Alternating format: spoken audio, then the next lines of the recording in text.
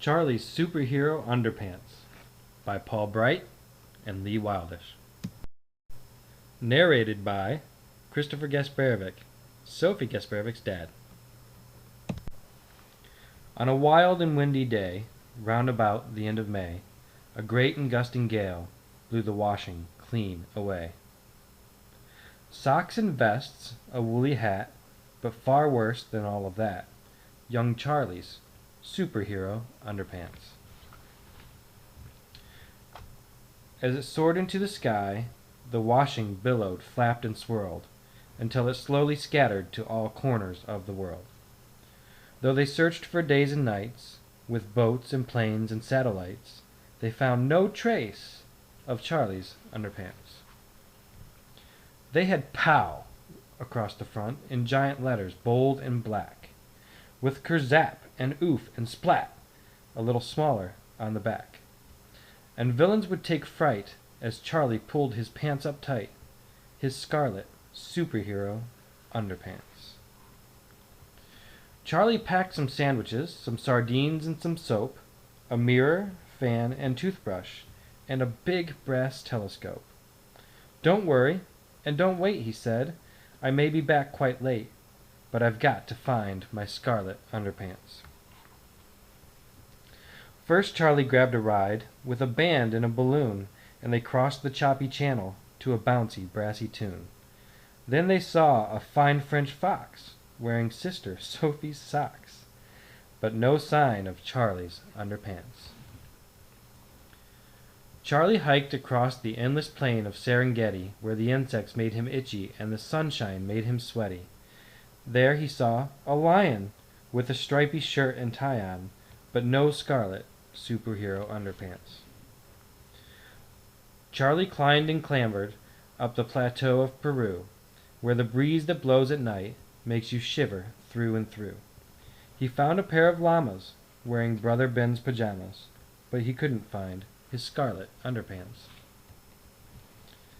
Charlie searched the length of the mighty Mississippi, though the Mississippi's muddy and the mud's all soft and slippy, and an alligator sat wearing Grandpa's woolly hat, but it wasn't wearing Charlie's underpants. Charlie was fed up. He felt lonely, tired, and small, on a steep and snowy hillside in the mountains of Nepal, when suddenly he saw, in that land of ice and cold, a huge and hairy creature, something wondrous to behold. Charlie blinked and rubbed his eyes. It couldn't be. It could. For there, in Charlie's underpants, a Yeti proudly stood. "My underpants!" cried Charlie. "They're the ones I love the most." "But they're mine now," growled the Yeti, "and they keep me warm as toast." "I'll swap you," Charlie said. "You'll be snug from toes to head if you give me back my scarlet underpants." Charlie thanked the Yeti, and he pulled his pants up tight. They had POW across the front, so he put them on just right. He raised one arm up high, and he flew into the sky in his scarlet superhero underpants. The end.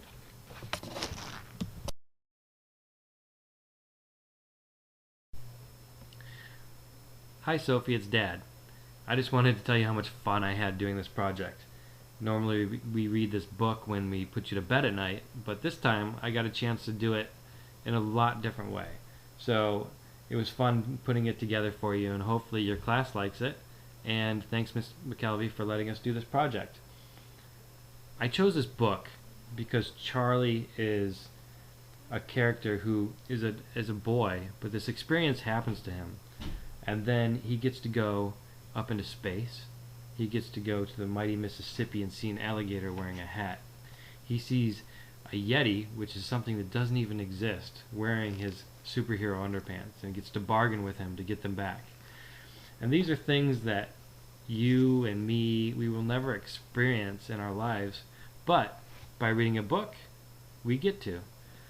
So the author uses words to describe these events so that it makes us feel like we're right in the book.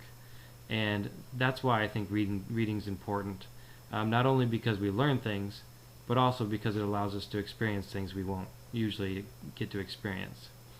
And I just wanted to also tell you, Sophie, that I love you, and I can't wait to hear how you like the story, and I hope your class is having a good time, and I'll talk to you later.